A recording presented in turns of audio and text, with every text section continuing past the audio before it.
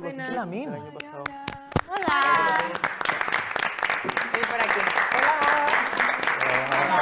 Hola. Mira, ella es Estrella Galán, que es la directora general de CEAR, la Comisión Española de Ayuda al Refugiado, y él es Alén, es de la República Democrática del Congo. Hola, soy María. Pero dice que es andaluz porque ya vive ¿Qué tal? en Málaga. ¿En Málaga? Hola. ¿En Málaga? Yo soy de Málaga. Hola. Hola, ¿qué tal? A ver, hola. Muy bien. Hola. Hola. Hola. Un placer. Encantada. Hola, igual. Pues a lo mejor la enviada de la Encantada. de esta que se hizo de granitos de arena hace 2 años. Ah, ¿sí? Yo canté ahí por primera vez. Ah, sí. Ah, qué guay. Pues sí, fue con las guitarras. Claro. Qué bien. Sentaos, Mira, sentaos. ya hay conexiones, ¿eh? ¿Has visto? Que yo me apunto otra vez. Nos sentamos aquí. Sí, mira, Estrella, te dejo Sí. esto aquí para que cuando quieras te coloques aquí, vayas moviéndolo. Vale. Y luego, cuando acabes de pasarlo, vendré a desconectarlo para pasarles el vídeo. Venga, pues entonces vamos a poner ya así la primera y Disfrutadlo Gracias. y empapaos de todo lo que os cuenten. espera, si quieres salen ponte ahí que como me tendré que ir levantando. Bueno, pues buenos días, no sé cómo estáis de despiertos, ¿habéis madrugado mucho y eso? Sí, sí, pero estamos a tope ya. Nada, nosotros venimos a contaros algo un poco diferente, ¿no? A lo que normalmente viene la gente a contaros aquí y esperamos que con esto pues os ayude, os aporte también un poquito para vuestra motivación, porque yo creo que hay una parte súper importante que tiene que ver con las motivaciones, que es también conocer qué pasa, qué le pasa a otras personas que no tienen el privilegio de estar en una situación como la nuestra y que realmente están muy presentes, fijaros si están presentes, y a veces son invisibles, ¿no? Desconocemos, bueno, siempre vemos la parte negativa, ¿no? Esas imágenes tan dramáticas que vemos en los informativos. Llevamos desde 2015 viendo cada día, ¿no?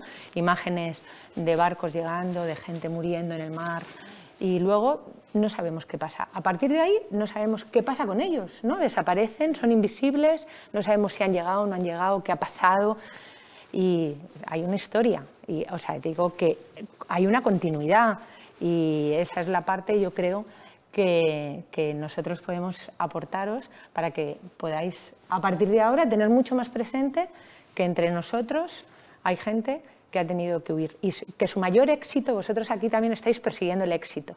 Pues fijaros que para, bueno, vale, el éxito... No se compara el nuestro con el suyo tampoco. Claro, pero fijaros, el mayor éxito para algunas personas es salvar su vida.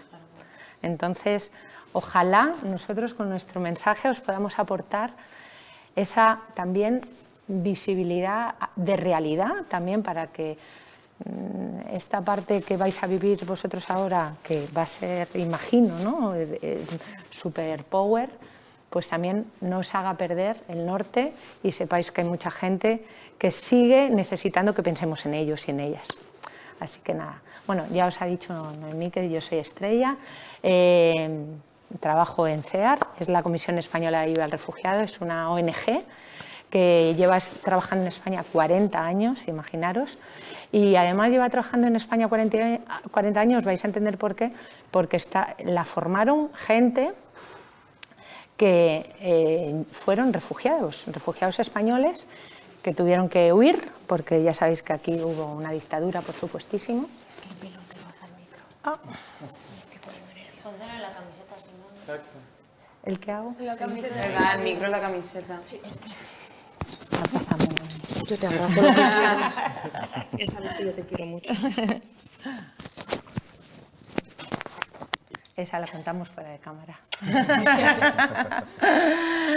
Bueno, y entonces ellos cuando volvieron a España, ¿no? Que ya empezaba la democracia en nuestro país, empezaron a recibir personas que estaban huyendo de otros países, sobre todo América Latina, de dictaduras, sabéis que allí también hubo situaciones difíciles, y empezaron a crear una pequeña asociación, una comisión para dar acogida a las personas que venían.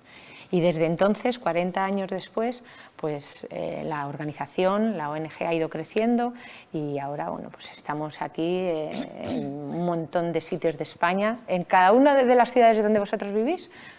Aunque no lo sepáis o no lo supierais antes, hay un centro de acogida de refugiados, hay una oficina donde atendemos, hay psicólogos, trabajadores sociales, abogados que estamos trabajando en nuestra ONG para ayudar a las personas que desgraciadamente han perdido todo, menos la dignidad, que eso nunca se pierde o no se debe perder, y que tienen que empezar una nueva vida. Entonces ahí es donde nosotros podemos aportar. Nuestra organización, bueno, pues mirad, esa imagen es de uno de nuestros centros de acogida, es una imagen de una familia con unos niños. Bueno, pues lo que hacemos es que cuando ellos llegan, después de haber tenido un muy duro periplo normalmente, porque huir no es montarte en un avión y llegar, eso es para muy pocos. Ahora os contará Len, que iros preparando para pelos de punta porque lo de los superhéroes existe, os lo digo de verdad, y los tenemos cerca. Y después de bueno, pues un duro viaje que a veces dura años y años y años, o a veces es más corto, pues llegan a un país como el nuestro, que es un país seguro, donde pueden solicitar asilo, protección internacional, que es un derecho que tenemos todos los ciudadanos del mundo, que a veces parece que es, bueno, esto es una cuestión de solidaridad. No, no, no, esto es una cuestión de justicia. O sea, las convenciones internacionales nos da derecho a todos los ciudadanos del mundo y ciudadanas a que si en algún momento nuestros derechos humanos fundamentales son violados por ser mujeres, por ser perseguidas por nuestra nacionalidad, por nuestra raza, por nuestra ideología, por miles de situaciones que ahora, si queréis, también vemos y conocemos un poquito más, podemos ir a otro país que sea seguro y pedir asilo para que nos protejan y nuestra vida esté salvaguardada. Bueno, pues cuando llegan a nuestro país, piden asilo, ahí nosotros empezamos a actuar para empezar a ayudarles a iniciar una nueva vida. No sé qué sabéis de refugiados, porque lo mismo sabéis más que yo, ojalá, o que nosotros, ¿no? No sé si sabéis mucho cuál es la diferencia entre una persona refugiada y una persona inmigrante. ¿Sí sabéis? Bueno, me imagino, ¿no? Venga. O sea, la persona refugiada es la que se ve obligada a huir porque es para salvar su vida, ¿no? Bravo. Y la persona inmigrante a lo mejor decide, me voy a ir para buscar una vida mejor. Exacto. Es una cuestión de decisión, efectivamente. Es un elemento, el migrante tiene un proyecto migratorio, lo decide. A veces esos proyectos migratorios están movidos por la pobreza extrema, o sea que es también muy legítimo.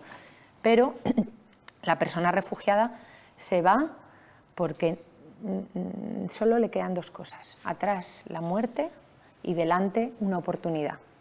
Y en eso está la cuestión clave y ahí está la toma de decisión. La decisión es un empujón para salvar tu vida, no para mejorarla, para salvarla. Y dentro de ser una persona refugiada o con derecho a esa protección hay muchas posibilidades. A veces pensamos solo en la persona siria que ha salido de una guerra, pero por ejemplo muchas mujeres en el mundo no tienen la oportunidad de vivir con libertad su condición como mujer, de estudiar, de no someterse a prácticas como es la ablación o el matrimonio forzoso, porque en esas culturas es una obligación este tipo de cuestiones. Y hay muchas mujeres que tienen que huir para vivir de una forma tranquila, ya no digo en máxima libertad, ¿no? Pero por lo menos con seguridad. El colectivo LGTB, el colectivo gay que siente, ama a personas de su mismo sexo, son perseguidos incluso con la pena de muerte en muchos países y muchos de ellos y ellas, los que tienen la fortuna de saber o de poder hacerlo, huyen para poder vivir con libertad, ¿no? El amor y su condición sexual sin esconderse.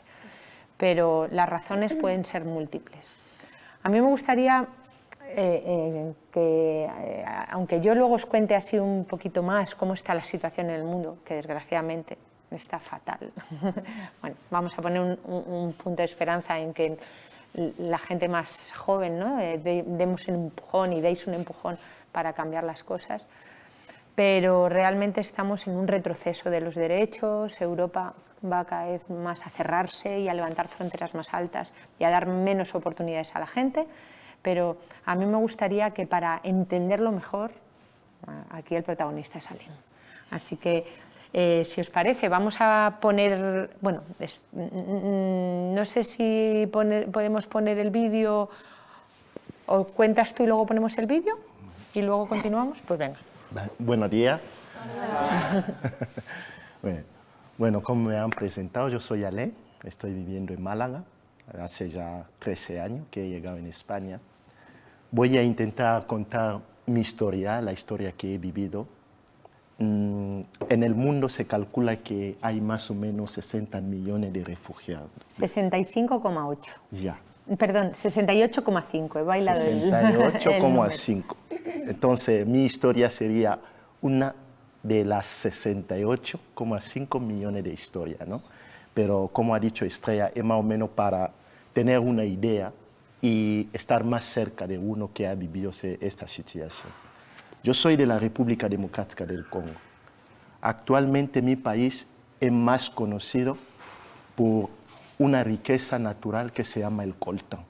No sé si hemos oído. Sí. Seguro que hoy en día todo el mundo tenemos ese coltán en nuestro bolsillo. Gracias a ese coltán se fabrican los móviles. Entonces esa riqueza, ese mineral, en vez de traer la riqueza en el país, lo que ha traído en mi país la guerra. Actualmente la República Democrática del Congo está dividido en 4 trozos.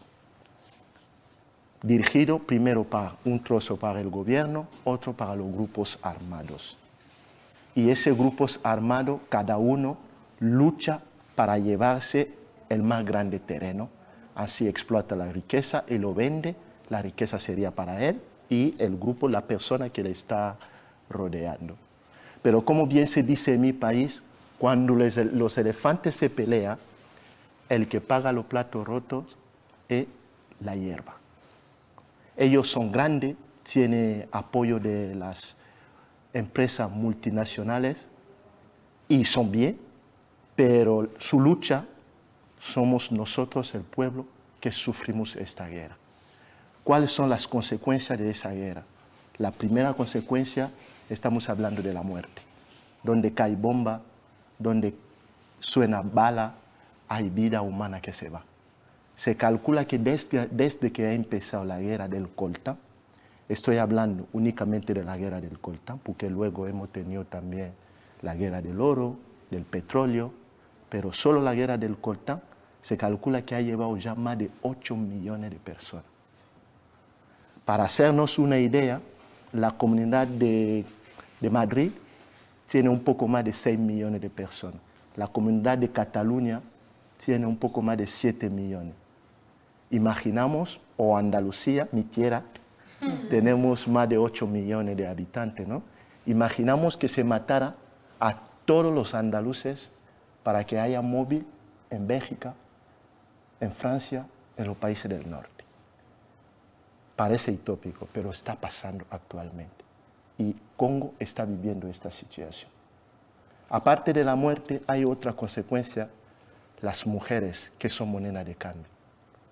Los militares están violando a las mujeres. Cuando yo hablo de la violación, a mí me duele mucho, porque actualmente mi madre, mis hermanas, están viviendo en esta condición, donde están violando a las mujeres. De la misma manera que ayer ha tocado a miles de mujeres, mañana puede tocar también a mi madre. Porque siempre cuando una cosa se habla de manera alejada, no lo sentimos, ¿no? Pero cuando te toca a ti, ahí es donde se siente brutalmente. La violación de las mujeres, pero también hay otra consecuencia que los niños soldados. Son niños que tienen 13 años, 14 años, 15 años, que normalmente debería estar en un colegio para que mañana sea médico, ingeniero, cantante, lo que sea para el desarrollo del país, pero le está metiendo de manera forzosa en un grupo armado para hacer una sola cosa, matar. Matar para que unos pocos llevaran la riqueza del país para ser multimillonario. Y aparte de los niños soldados, tenemos también el hambre. El hambre donde cae bomba, donde suena arma, no llega la comida. Y aparte del hambre, tenemos también las enfermedades. Toda esa consecuencia hace que vivimos en una extrema pobreza. En Congo no existe la clase media. Existe lo rico, pero súper rico, porque son ellos que rodean los grupos armados o el gobierno y se lleva toda la riqueza que controla. Y hay la otra clase, que es la clase pobre. Y podemos calcular que la clase pobre tiene más o menos 90% de la pobreza. Yo soy de esa familia, de una familia humilde, una familia pobre. Para calcular más o menos la pobreza de mi familia, yo lo resumo en lo que es la comida, que es un elemento básico. Yo en mi casa no recuerdo haber comido 3 veces al día. Cuando había algo, comíamos 2 veces. Cuando no había nada, 1 vez solo la noche. Durante el día hay que buscarse fruta, como hay mucho árbol de mango, de lo que sea, hay que comer de fruta que está por allá. Y aguantar hasta la noche para cenar únicamente. Esa es la idea más o menos de la pobreza que yo he vivido en mi familia. De los estudios, nosotros no estudiamos.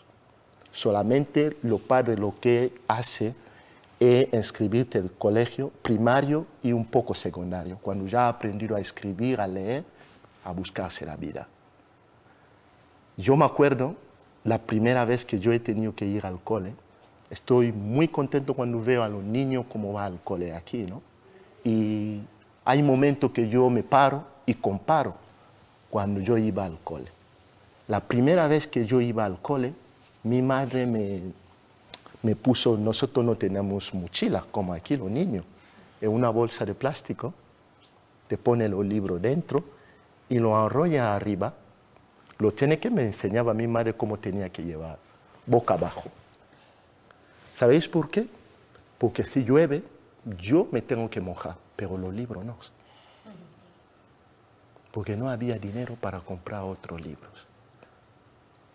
Entonces tenía que cuidar los libros y dejarme yo mojando. Yo he estudiado así y cuando he llegado casi a la selectividad saqué una buena nota. Y de ahí tuve la suerte de tener la beca de la Iglesia Católica. La Iglesia Católica, como las familias son muy pobres, cuando hay un niño que saca una nota así, para fomentar los estudios, le da una beca. Lo llamo beca, pero es una ayuda. Y yo empecé a estudiar con la ayuda de la Iglesia Católica. Entonces, de mi familia, soy el único que he tenido esa suerte y he llegado hasta la universidad. La Iglesia decidió que debería hacer la filología francesa para luego enseñar en un colegio católico.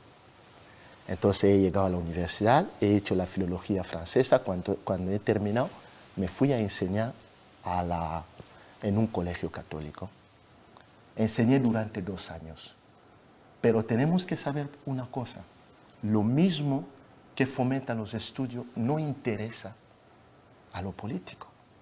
Porque cuanto más un pueblo es instruido, más se entera de las injusticias, de la dictadura, de lo político. Entonces no interesa. Y hay masacre de los curas que fomentan los estudios. Hay masacre de las ONG que fomentan los estudios. De la misma manera que se masacra a esa gente, los profesores también son perseguidos. Yo como profesor tengo que enseñar a mis alumnos por qué la República Democrática del Congo, un país naturalmente rico, que la riqueza de la República Democrática del Congo, hay un escritor que decía que de A a Z se puede encontrar una riqueza en Congo. aluminio, bencel, cobalto, diamante, hasta zinc se le puede encontrar en Congo. Entonces, ¿por qué un país tan rico vive en la extrema pobreza? Yo tengo que explicarlo a mis alumnos porque tenemos un gobierno dictatorial que egoísta lleva la riqueza del país por sus intereses propios. Y luego hay también grupos armados que están ahí únicamente por sus intereses, por los intereses también de multimillonarios que le patrocinan. El Congo es uno de los países donde no se fabrica armas, pero es uno de los países donde más suena arma. Son multimillonarios, las empresas grandes que fomentan esa arma a cambio de riqueza del país. Enseñar esta realidad a los alumnos conlleva una persecución. Hay profesores asesinados, director de los colegios perseguidos. Toda esa hace que uno un día diga, mira lo que ha explicado Estrella, o cojo el ataúd o tengo que salvar mi vida. Entre las dos cosas, cualquier persona de nosotros, antes de nada, ¿cómo se dice en latín? Salus in fuga, ¿no? La salud, huir para salvarse. Entonces yo he tenido que huir. He tenido que salir de mi país para salvar mi vida, para vivir dignamente. Lo suyo es cruzar África, lo decimos andando, significa de país a país. Se puede tardar hasta 10 años. Yo soy del Congo, está en el centro de África y se puede ir a Camerún. Camerún hago un año ahí trabajando, lo que sea, y luego avanzo. Nigeria o cualquier otro país, Mali, Senegal, Algeria. Cuando uno llega a Algeria hay dos caminos. Se puede ir a Libia para entrar en Italia o se puede ir hacia España, hacia Marruecos para entrar a España. Yo lo que hice, bajé primero en Angola, un país que está justo al sur de la República Democrática del Congo. Perdona, ¿y se puede salir del Congo sin ser perseguido o no? Salir, hay mucha corrupción, hay que pagar, claro, donde sea. Hay que pagar. Es que la persecución se te puede tocar en cualquier momento. Claro. Sí. Pero no es salir con visado, con... Claro, claro. Déjame que cuente una cosa que iba a contar yo a este respecto, y es, muchas veces cuando vemos las imágenes decimos, jo, pero que vengan ordenadamente, que ahora está muy de moda, lo de que queremos inmigración ordenada. El problema es que no hay ni una sola alternativa para venir de esa supuesta forma ordenada que los gobiernos piden que vengan los migrantes y los refugiados. Nuestra organización, desde CEAR, lo que estamos exigiendo es que haya vías seguras para venir, que personas que están en la situación que está contando Alain puedan en un momento determinado salir de su país y en el país vecino ir a una embajada y pedir asilo en esa embajada, y esa embajada puede hacer un visado y permitir el traslado de esa persona al país correspondiente que fuese, ¿no? Eso en estos momentos es absolutamente imposible, o llegar a una frontera y pedir asilo de una forma segura. Para un africano actualmente es imposible. De hecho, nosotros siempre ponemos un ejemplo, y es que cada vez que se deniega un visado a una persona que tiene que huir, estamos entregando una persona a las mafias para que siga haciendo caja, porque quien tiene que huir va a huir con total seguridad, porque si no, le espera la muerte, le espera la tortura y le espera una situación absolutamente terrible. Por tanto, si tengo que huir, voy a buscar cualquier forma. Y Alain, como se está contando, pues desgraciadamente tuvo que contar con las mafias que se enriquecen cada día más a costa de que los gobiernos están absolutamente cegados con cerrar las fronteras. Perdonad el inciso, pero me parecía que era muy importante para entender por qué se juegan la vida si pueden coger un avión con un visado y venir.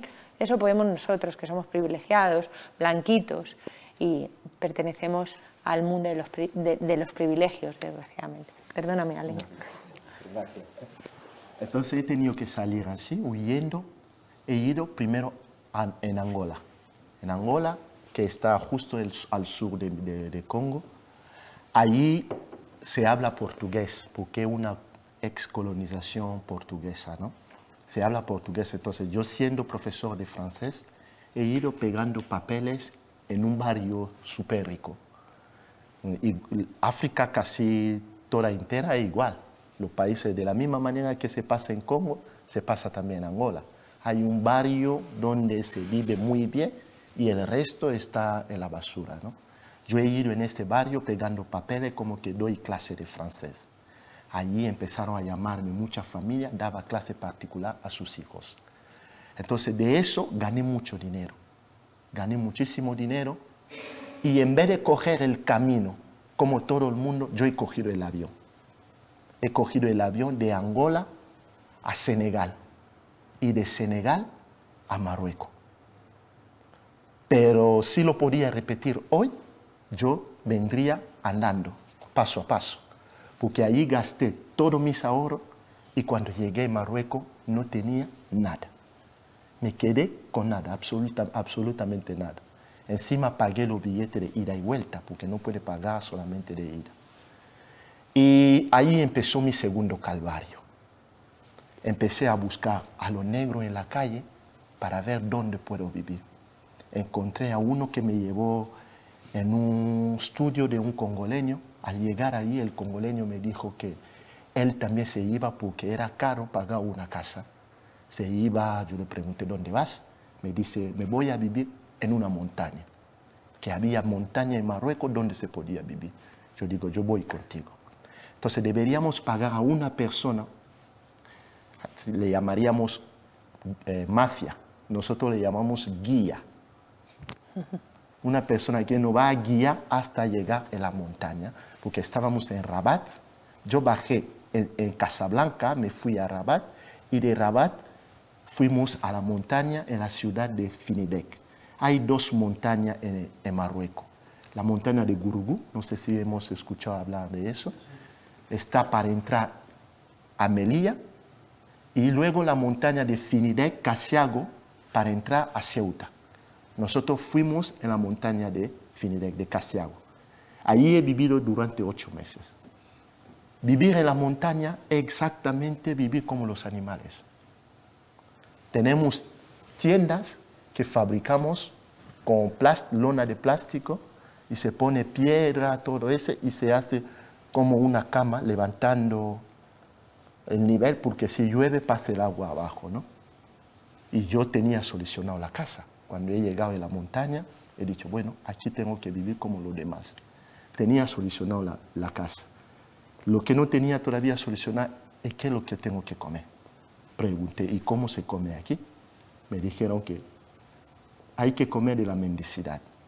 La mendicidad es cada día hay que bajar a la ciudad de Finidec, que se calculaba que estaba a 11 kilómetros de la montaña, para ir a pedir de casa a casa. Bueno, como todo el mundo, lo primero, buscar una mochila en una basura en la calle y luego llevar la mochila en la espalda, pedir de casa a casa. Ahí no tiene los bloques como aquí en España, tiene casa mata. Se puede ir directamente, llamar a la puerta y son buena gente, te da patata, tomate y así vamos viviendo. Ahora formamos un grupo por casa para no bajar todos los días. Lo que yo traigo, vamos a comer todo y mañana va a bajar el otro, así vamos por lo menos descansando. Aquí quiero compartir con vosotros una lección que he tenido en mi vida cuando hacía la mendicidad. Un día estaba en la ciudad de Finidec pidiendo de casa a casa. Llegué a una casa y llamé a la puerta y la señora que estaba desayunando con sus hijos me respondió afirmativamente que podía entrar.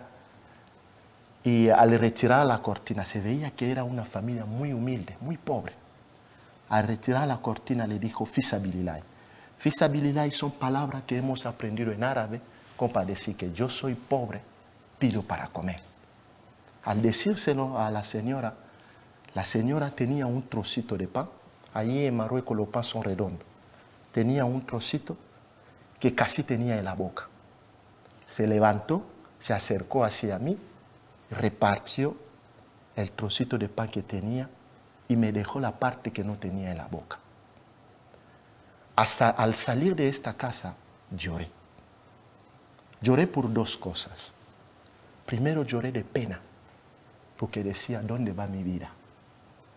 Después de huir de un país donde está matando a la gente, donde está violando a las mujeres, donde los niños no tienen derecho a ir al colegio, donde la gente está muriendo por falta de comida, de agua potable, de lo que sea, para encontrarme con esto, tengo que pedir que me dejara un trocito de pan que alguien tenía en la boca.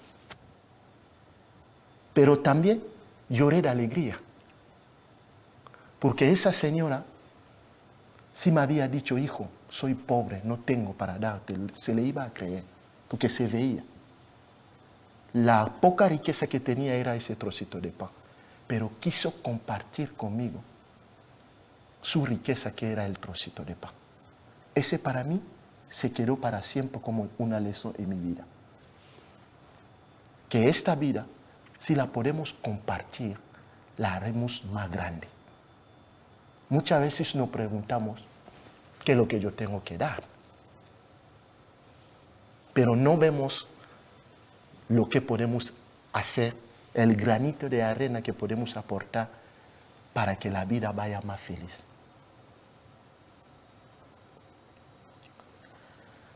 Viviendo de la mendicidad era para seguir viviendo en el bosque, y el objetivo de vivir en el bosque era un día saltar la valla para entrar en Melilla. En Melilla o en Ceuta. En nuestro caso era en Ceuta. La valla, no sé si sabemos algo. Ceuta y Marruecos está separado por una valla. Entonces nosotros lo que hacemos es cada vez que tiene tiempo, gana, vamos a intentar, fabricamos escalera para saltar esa valla. Pero se dice pronto, la valla es muy alta. Yo cuando veo la valla en la tele, digo, no es lo que yo he visto cuando yo me acerqué ahí. Y también arriba hay concertinas que te cortan. Hay gente... ¿Sabéis lo que son las concertinas? Son cuchillas. Hay gente que yo he visto que se han cortado la espalda. Él no explicó cómo se cortó la espalda. Normalmente para saltar la valla deberíamos poner ropa de invierno que recogemos ahí en la calle. Ahora, cuando tú estás subiendo, si te engancha, te quita esa ropa para tú seguir. Pero él se enganchó y al moverse se cayó y se rayó toda la espalda. Pero luego le cogieron en mitad, porque hay dos vallas, en mitad hay una ruta, le cogieron en mitad y le devolvieron. Y vino en el bosque con la espalda rayada. Yo intenté saltar la valla 3 veces, pero no había conseguido. Entonces nos decidimos un día en el fuego, la noche, en invierno, ponemos fuego en mitad para calentarnos antes de dormir. En el fuego nos decidimos entrar a nado, que si no podemos saltar la valla, por lo menos podemos entrar nadando. Y nos hemos preguntado, ¿quién sabe nadar aquí? Yo sabía nadar, 6 más sabían nadar. Y hemos dicho, nosotros vamos a entrar nadando. Pero para entrar nadando hay requisitos que hay que cumplir, porque el agua, estamos hablando del agua del mar, no de una piscina o de un río aquí. Y deberíamos comprar primero mono de bucear, traje neopreno. Traje neopreno, gracias, para evitar el frío, y salvavidas, y luego aleta para nadar lo más rápido posible. Para comprar esa cosa se necesita dinero, y ahí nosotros no teníamos dinero. Entonces teníamos 2 tipos de mendicidad. La mendicidad para comer, que era de lunes a viernes, vamos de casa a casa, para tener patata, tomate, verdura, todo. Y luego había otra mendicidad para tener dinero. La mendicidad para tener dinero era el sábado. Ahí en la ciudad de Finidec, los sábados hay un mercado de sábado que se llama. Entonces se vende verdura, fruta, todo eso. Y los españoles, muchos que viven en Ceuta, entran en Marruecos con sus coches para comprar fruta. Y nosotros lo que hacíamos es, alrededor del mercado, te fijas cuando uno está saliendo, le ayuda a llevar su carga hasta su coche. Entonces te da una propina. 50 céntimos, 10 céntimos, si tiene la suerte, 1 euro, 2 euros. Con ese deberíamos ir ahorrando para comprar ese material. Nos decidimos en diciembre de 2004 y deberíamos atacar, se llamaba atacar, hay que probar, en marzo, 3 meses. Yo durante los 3 meses, yendo todos los sábados, ahorré 17 euros. Y con 17 euros no podía comprar prácticamente nada. Ahora, ¿qué es lo que debería comprar? En vez de traje neopreno, nos decía que si os empapáis de aceite de oliva, no vais a tener frío. Pero es una mentira. Es mentira totalmente, pero nos creemos todo. Entonces, en vez del traje, comprábamos aceite de oliva. Hemos comprado aceite de oliva. Y en vez de salvavidas, hemos comprado la cámara de la rueda de los coches tiene una cámara, antiguamente tenía una cámara dentro. Esta cámara se va en los talleres, se compra la cámara pinchada, como cuesta muy barato. Entonces lo comprábamos y luego la llevábamos en el río. Tú le metes en el río, apretando se ve la fuga. Se marca la fuga, cuando llega en el bosque, con una chapa se quema y se va tapando, siendo parche. Y luego se hincha con la pompa ese de bicicleta que teníamos ahí para utilizarlo como salvavidas. Y la aleta sí que no había otra forma, teníamos que comprar. Entonces nosotros hemos comprado aceite, un bidón de aceite de oliva, hemos comprado cámara de rueda y luego aleta. Llegando el mes de marzo, deberíamos calcular 3 días. 3 días para ir a meternos en el agua. 3 días sin lluvia. La última vez que ha habido lluvia, hay que calcular 3 días sin lluvia. Entonces, de allí para entrar en el agua. Mucho que vemos sale en la tele que han muerto, todo eso, muchas veces es por culpa de la ola. Porque nosotros desde el bosque de Marruecos podemos calcular 3 días sin lluvia, pero si en el otro lado ha llovido, el agua sube igual. Sin darte cuenta, el agua sube. Es por eso mucho, ahora que estoy hablando de uno que dormía con nosotros, 4 días antes que nosotros, ellos intentaron también. Se llama Soberán, que murió aquel día. Ha sido enterrado en Ceuta, porque su cuerpo había sido encontrado al lado de España y le enterraron en el cementerio. Cuando yo entré, fui a visitar su tumba. Bueno, su tumba, su niño. Entonces, allí deberíamos intentar calculando los 3 días. Y luego, otra cosa, cada uno de nosotros deberíamos dejar el teléfono de contacto de nuestros familiares. Por si te muere, para llamar a un familiar. Os digo, escribir. Yo en aquel tiempo, mi padre no tenía teléfono. Era un vecino nuestro que tenía teléfono. Yo cada vez que hablaba con mi padre, llamaba al vecino y llevaba el teléfono a mi casa. Y debería escribir el número de ese vecino y dejarlo a un amigo. Y ese amigo, si se entera que yo me muero, para buscar que sea 1 minuto, llamar a mi padre para informarle que Ale ya ha muerto. Escribir ese número me hizo pena.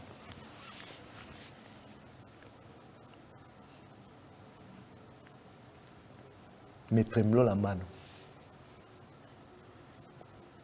Porque me recordó que me iba a la muerte o a cambiar mi vida. Pero tenía que hacerlo, porque no tenía otra. Se había perdido todo. Mi vida ya no tenía sentido. Y me dijo, atrás ya he perdido todo. ¿Qué tengo que hacer? Lo tengo que hacer. Y saqué la última fuerza, escribí el teléfono de ese. Y dijo a mi amigo, si mi vecino te pasa a mi madre, no le diga. Díselo solo a mi padre, porque mi madre no va a aguantar.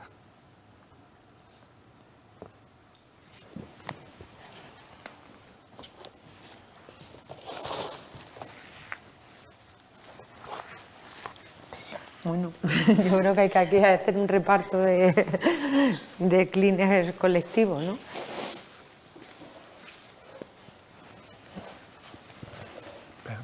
No pasa nada.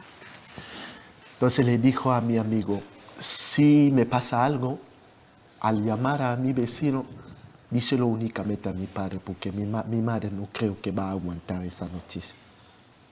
Y me debería meter en el agua, sabiendo todo lo que podía pasar.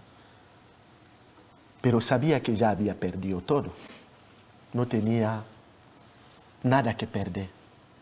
Pero también sabía, si ese iba adelante, podía cambiar totalmente mi vida. Y era la única esperanza que me quedaba. Entonces tocó el día que deberíamos entrar. Nos fuimos a la montaña, cerca de la playa. La valla que separa Ceuta y Marruecos, tenemos la playa, la misma valla entra un poco más en el agua. Y aquí tenemos la playa. Entonces lo suyo es acercarse cerca de la playa y entrar en el agua, entrar en España. Pero como podemos imaginar, aquí hay guardia marroquí y el otro lado hay guardia civil. Significa que hay que entrar lo más lejos posible. Entonces se calcula a 4 o 5 kilómetros más o menos de la valla. Entonces esperamos un momento en un sitio tranquilo, se llamaba también tranquilo en español, un sitio donde podemos esperar cuando la guardia marroquí está un poco despistada. Cuando está despistado, ellos como son musulmanes, cada X tiempo reza. Se escucha desde la ciudad como suena la sirena de la mezquita. Alá, y se pone alfombra para rezar. El momento que nosotros aprovechamos para entrar en el mar. Y allí en el tranquilo se empapa uno de aceite de oliva, todo ese. Y luego cuando suena ese dejamos 1 minuto, 2 y bajamos de la montaña donde estábamos un poco y hasta a la playa. Entramos en el agua, empezamos a nadar. Empezamos a nadar siguiendo la luz de España. Como está de noche, estoy hablando las 2, las 3 de la madrugada. Empezamos a avanzar siguiendo la luz del mar. Cuando hemos avanzado, yo empecé a sentir como que la pierna, primero era como que la pierna ya no lo notaba. Ya no lo notaba. Y vamos a descansar, me siento cansado. No, vamos a seguir. Pero luego yo he dicho, bueno, yo voy a descansar un poco. Como me entró como un poco de sueño. Y a entrar, a dormir un poco, me desperté, ya estaba en un hospital, en Marruecos, en Ceuta. Me desperté en una sala con aire caliente. Noté el aire caliente y me he despertado, estaba en una sala.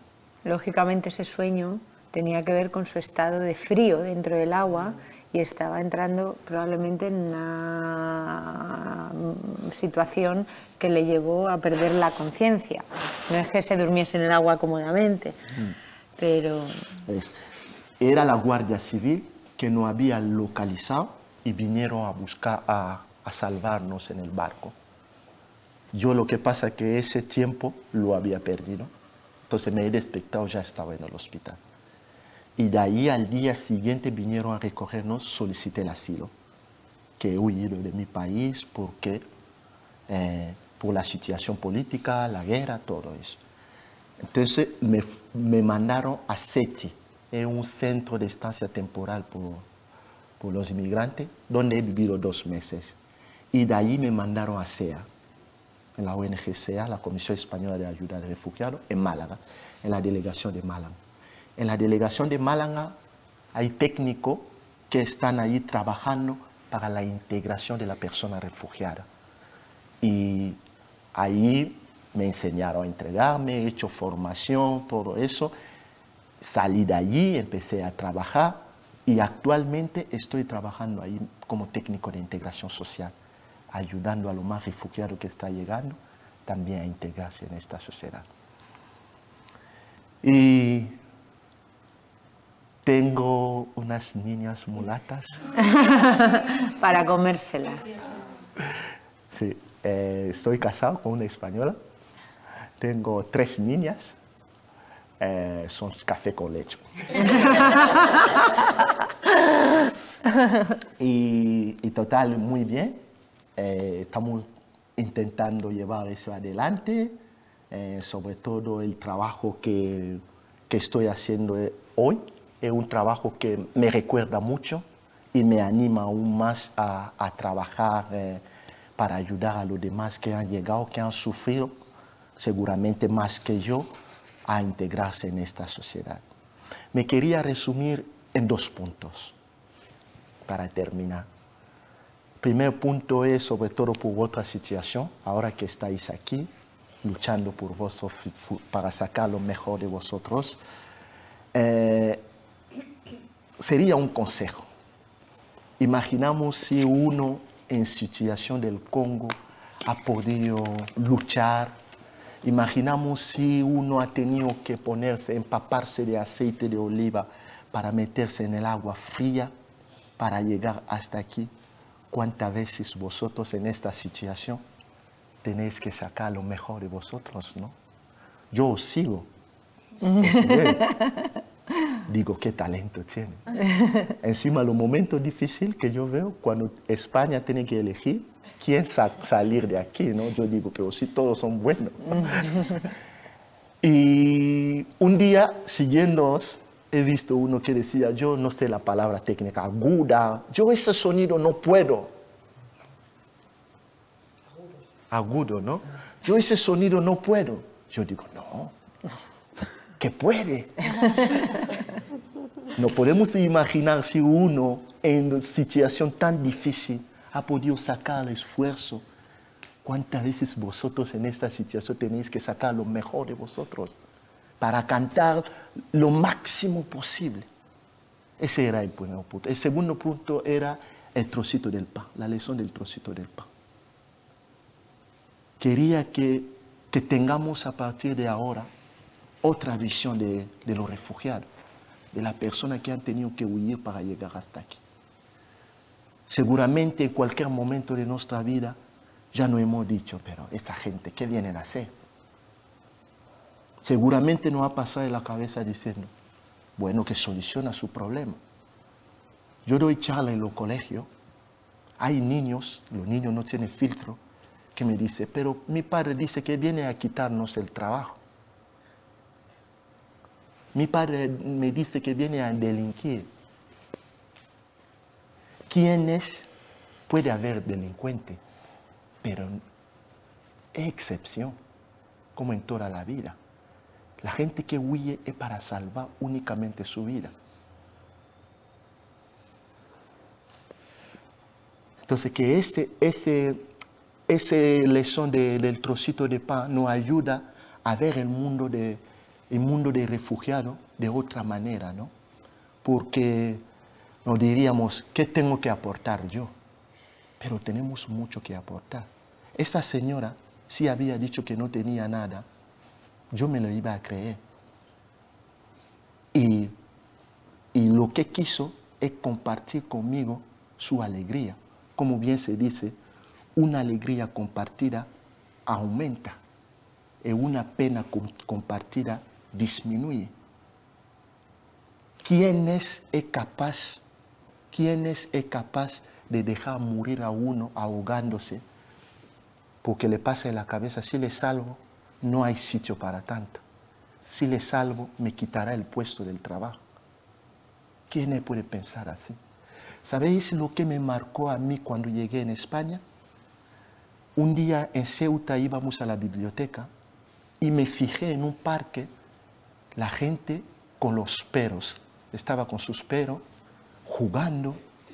Yo me dijo, ese país se cuida más a una mascota que en mi país a la vida humana. Si somos capaces de cuidar tanto a una mascota, ¿cuántas veces deberíamos cuidar la vida humana? Nadie en ese mundo huye de la bomba porque quieres venir aquí. No, huimos porque nos vemos obligados. Muchas gracias.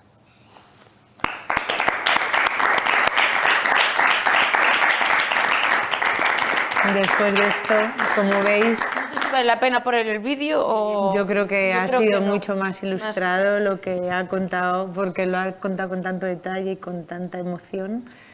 Pero, bueno, yo tengo ya poco que decir. Creo que después del testimonio de Alain, pues esta es la realidad con la que trabajamos nosotros cada día en CEAR.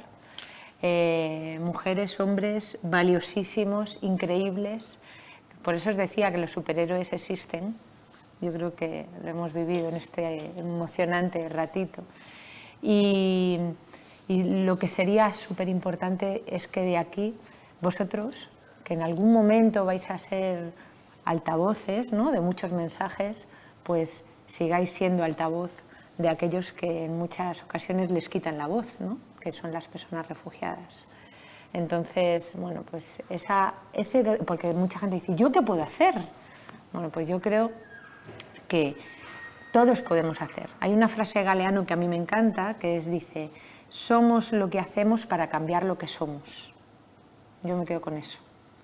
Soy lo que hago para intentar cambiar cómo somos, que realmente a mí me genera mucha disconformidad, porque no quiero seguir en un mundo de desigualdad de esta dimensión. Así que si entre todos hacemos para cambiar lo que somos o la parte horrible de lo que somos, seguramente nos encontremos en un mundo un poquito mejor. Así que nada, supongo que hoy tenéis mucho trabajo, ¿no? ¿Cómo vamos de tiempo? ¿Tienes alguna pregunta? ¿Tienes alguna pregunta? No has vuelto, claro. ¿En mi país? Sí he vuelto. Sí. ¿Y qué tal? Bien, he vuelto con mi mujer. Antes de tener los niños, nos fuimos ahí al Congo. Era muy duro para mí. Yo he vuelto 11 años después. Después, calculando, aquí llevo 3 años, pero he pasado 2 años en camino. Y he vuelto 11 años después. Yo le he visto como 11 años de retraso. Tenemos que saber que yo le veía ahora con los ojos de Europa, ¿no? Y puedo contar algo durante ese viaje. Estaba con mi mujer un día y dormíamos en un hotel por la seguridad, sobre todo también con una blanca, que ahí la seguridad, solo yo, por venir de Europa, ya inseguro por mi vida, ¿no? Entonces tenemos que dormir en un hotel, pero durante el día podemos ir a visitar a la familia. Y comíamos allí y todo. Un día estábamos comiendo, nos fuimos a comer ahí con mi mujer, y yo no me había fijado. Estábamos comiendo solo ella y yo. Y mi mujer me dice, pero los demás no están comiendo, ¿no te estás fijando?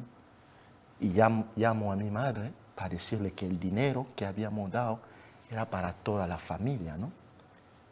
Y escuchar la reflexión de mi madre, que ellos están acostumbrados a comer o 2 veces o 1 vez. Si conmigo durante las 2 semanas empiezan a comer 3 veces, es que yo salí de allí con mucha pena, con mucha pena. Encima llegué aquí en España, abro la nevera, veo un yogur, 1 litro de leche y digo, lo que está pasando ahí. Es muy duro, es muy duro. He vuelto, pero sobre todo la primera vez cuando he vuelto me chocó mucho, me chocó mucho. Y que tú estés aquí, tú no, o sea, no le facilita papeles o nada a nadie de tu familia. Es que es muy difícil. Claro. La ley es muy, muy difícil. Claro. Lo que intentamos con lo poco que estamos ganando es echar una mano. Claro. Sí. Cuando entras a España, un CEO, ¿no? CETI. Un CETI, perdón, un CETI. ¿Todas las personas que van al CETI entran a España o hay algunas que se devuelven? No todas. Hay muchas que son devueltas en función de si hay algún acuerdo de repatriación con ese país.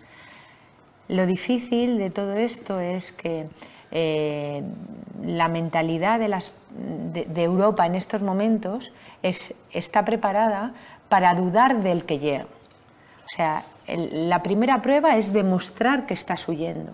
Y demostrar que estás huyendo cuando huyes y sales sin nada es el periplo más difícil al que puede enfrentarse una persona. Entonces, vosotros pensad que las personas refugiadas llegan y se enfrentan a un sistema que lo primero que hace es cuestionar que tú estás diciendo la verdad. Entonces es muy duro. Primero, porque muchas de las personas que vienen de otros países, para empezar, no confían en la policía de su país, porque la policía de su país es corrupta, está implicada en todos esos procesos de abuso y de guerra. Y la primera entrevista la tienen que hacer en muchas ocasiones frente a un policía, que para ellos es parte de la desconfianza que tienen hacia los sistemas de poder de su propio país. Entonces, eso es muy complejo. Entonces, no todos, una vez han entrado, son acogidos. De hecho, en los últimos tiempos hay algo que también habréis visto mucho y habréis oído, que se está poniendo en marcha, que son las devoluciones en caliente.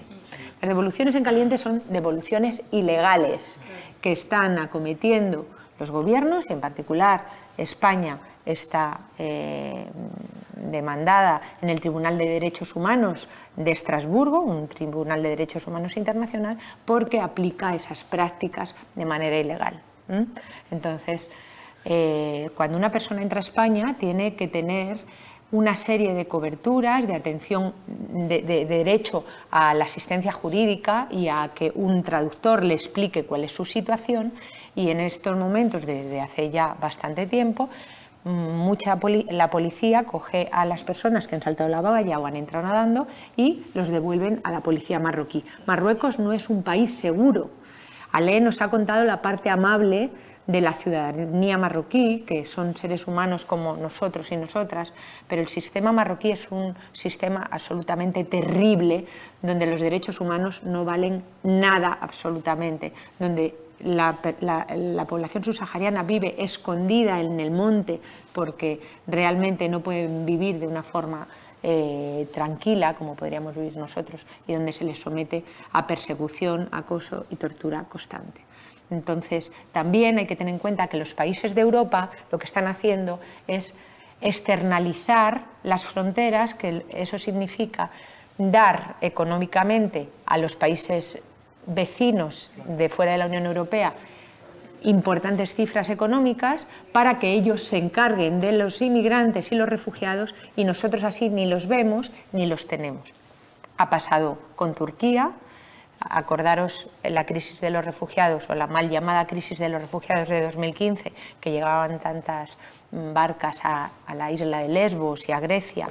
Pues la Unión Europea lo resolvió pagando cantidades millonarias a Turquía para que frenase allí a los refugiados. Posteriormente, la ruta, cuando cierras una ruta se abre otra nueva, la ruta cambió a Italia, de Libia cruzaban a Italia. Igualmente, lo que ha hecho la Unión Europea es pagar a Libia para que los refugiados y los inmigrantes se queden allí, da igual cómo, con mi dinero, impuestos nuestros, de los españoles, se están consintiendo prácticas absolutamente inhumanas en Libia, donde las mujeres, el 100% de las mujeres que pasan por Libia son violadas, donde los hombres están viviendo situaciones de esclavitud y lo estamos consintiendo, y ahora, pagando con nuestros impuestos, y ahora se ha cerrado la ruta de Libia y la ruta ha cambiado y se ha intensificado la ruta de España. Entonces ahora el guardián de la Unión Europea, y sobre todo para España, es Marruecos, quien está exigiendo el mismo dinero que se le ha dado a Libia y se le ha dado a Italia. Entonces, como veis, todo esto es un fenómeno muy complejo, con muchas facetas, pero que tenemos que entender de una manera más transversal, porque no es una cuestión de que alguien quiera mejorar su vida, es una cuestión de que los estamos expoliando sus recursos, y a partir de ahí, además, les quitamos todo, pero no queremos que vengan, porque no son bienvenidos. ¿Y si la República del Congo no hace armas, a quién se las compra? ¿O quién las pone allí? Porque a lo mejor ni las compra. Intercambio. Hay intercambio, arma con riqueza natural. Imaginamos que los móviles ahora también están entrando con fuerza a los coches eléctricos. Todo viene de allá.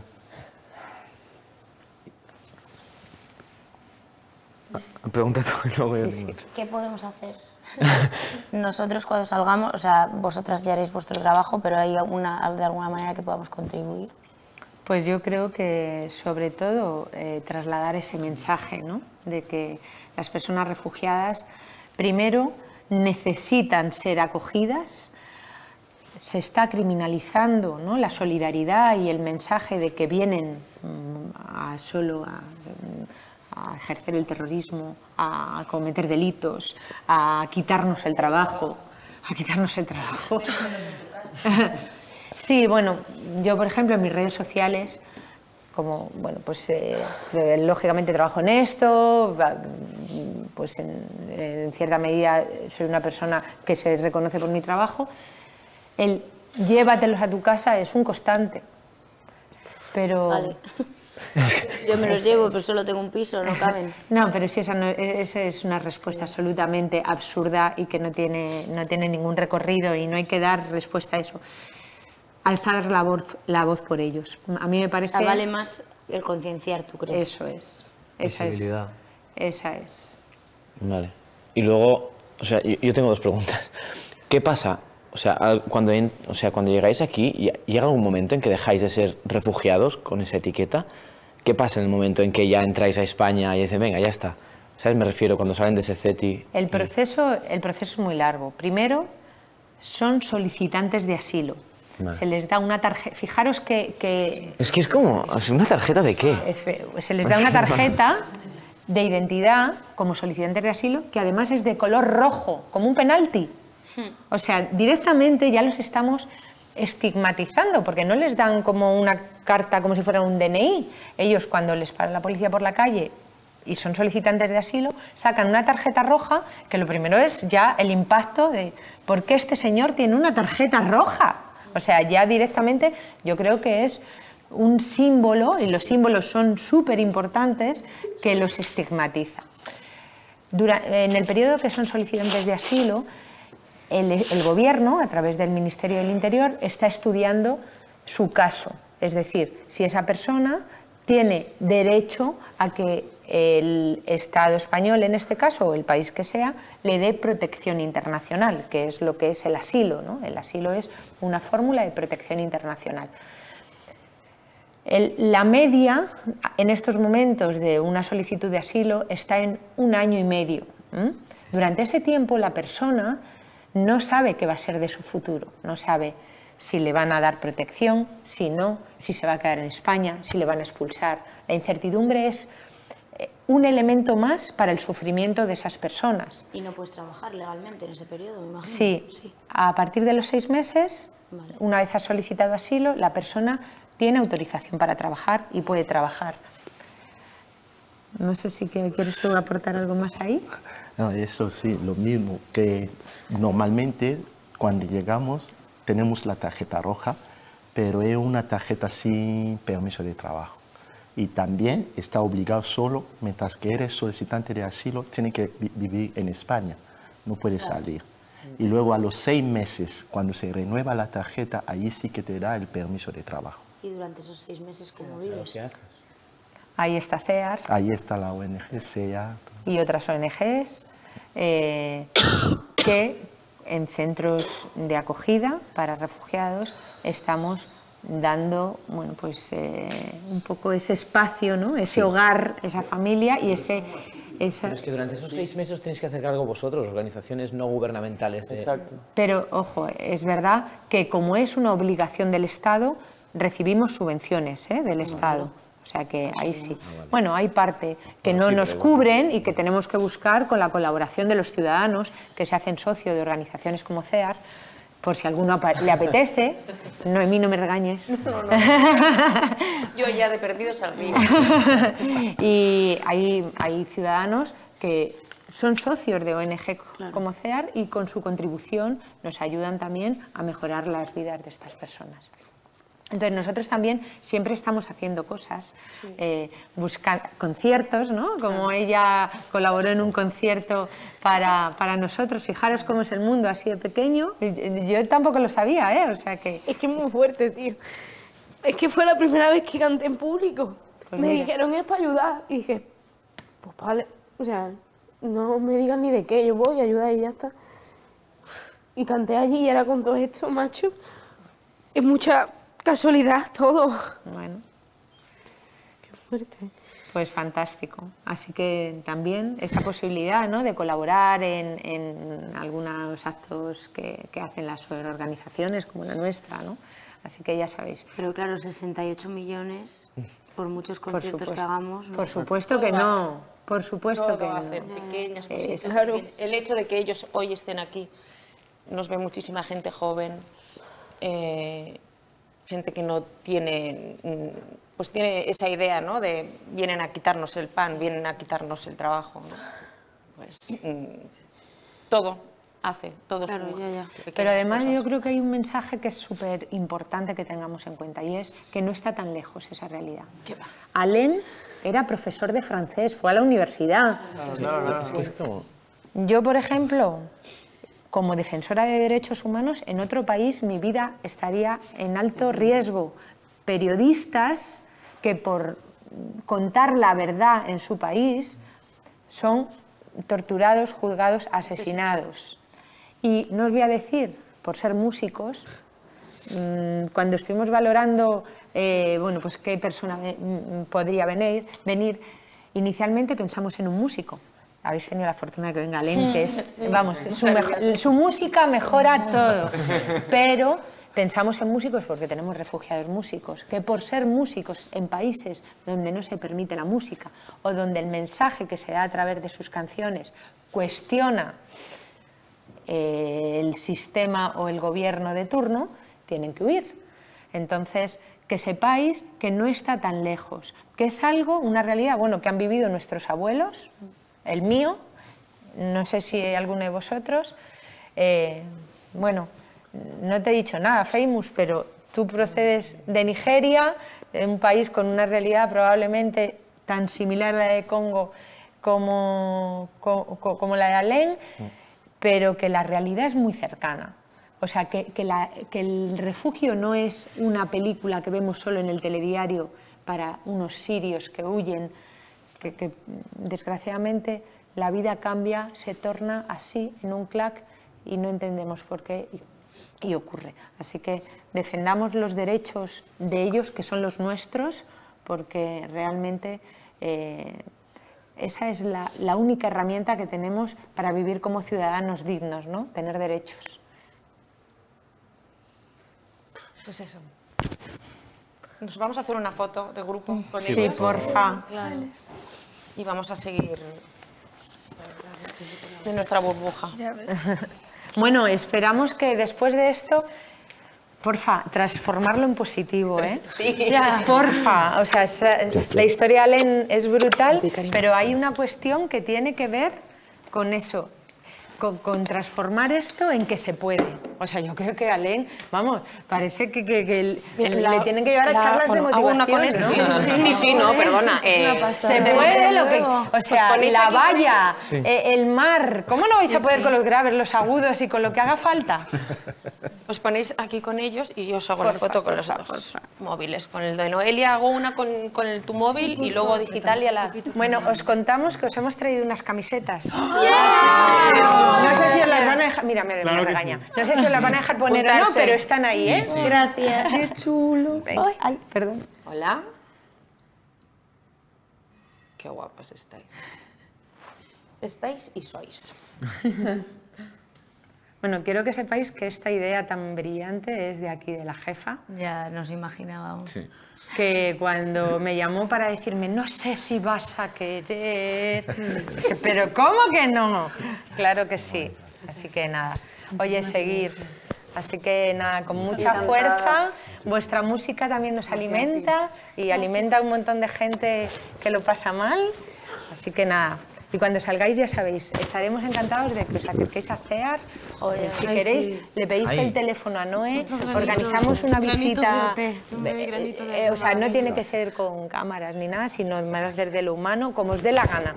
Pero CEAR es vuestra casa para lo que queráis y para seguir conociendo realidades como la de Alén, que con eso ya... ¿Qué hacemos los demás? ¿Quién se queja? ¿Quién se queja? Ni una queja, ¿no? Pues eso.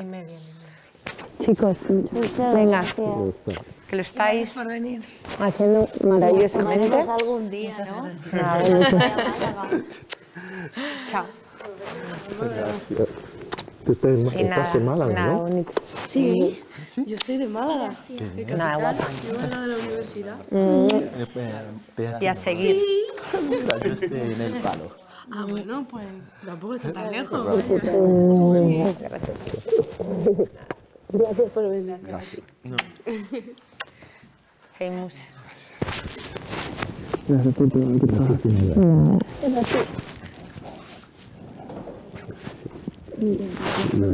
Gracias. Muchas gracias. Gracias a vosotros, que tenéis un montón de trabajo, Bueno, sí. un montón de retos, nos llevamos nuestras lágrimas. ¿Ya el portátil? Muchas gracias. Muchísimas gracias. Vamos, chicos. ¿Sí? Oye, suerte, ¿vale? Y nada. Estáis haciendo muy bien. Él tiene criterio. Yo le he dicho, aprovecha y cántate una. Dice que tengo muy mala voz. Digo, pero tú como africano no puedes ser. Dice, soy la excepción.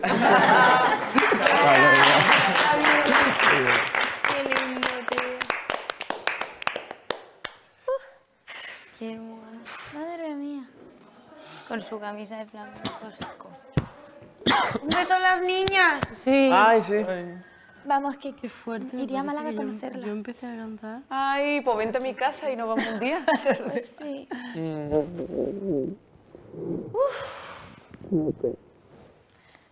¿Qué tal te encuentras?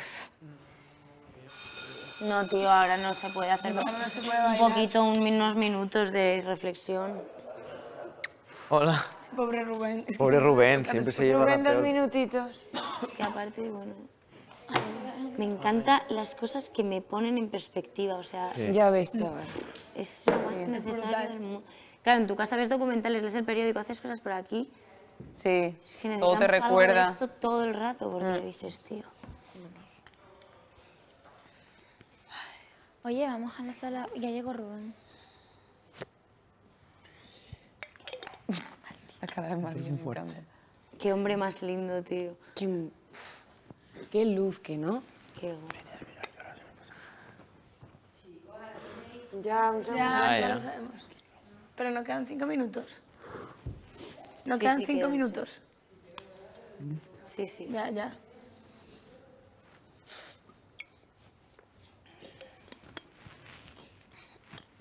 Me emocioné tanto cuando dijo lo de las niñas. Ya, qué guay, tío. Lo que menos me esperaba yo en la vida, vaya.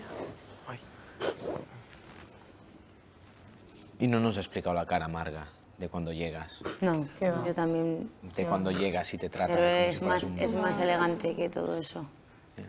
O sea, de hecho, yo creo Yo lo pensaba todo el rato. todo, o sea, todo el rato. mi amiga Elena me contaba este verano que estaba en Cádiz, que llegaron Famous. la Guardia Civil. Elena, que ha hecho el trabajo este de final de Se lo grado sobre decimos a los Yolanda. refugiados. O sea, llegas y el racismo que te encuentras después de llegar. ¿Quieres, no? Bueno, y el racismo y todo. lo que digo a quieras, Yolanda. todo. O sea, ¿El qué? Que baje con Noemí. Sí, dejarlo un poquito. sí, va. Pero el tema... Sí, venga, vamos. ¿Puedes avisar a Noemí?